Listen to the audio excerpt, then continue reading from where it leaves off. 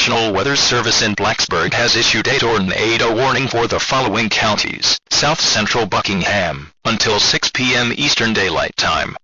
At 5:36 Eastern Daylight Time, National Weather Service Doppler radar indicated a storm capable of producing a tornado.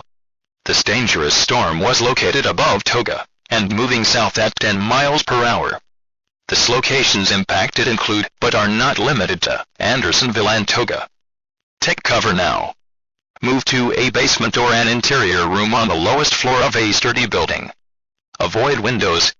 If in a mobile home, a vehicle, or outdoors, move to the closest substantial shelter, and protect yourself from flying debris.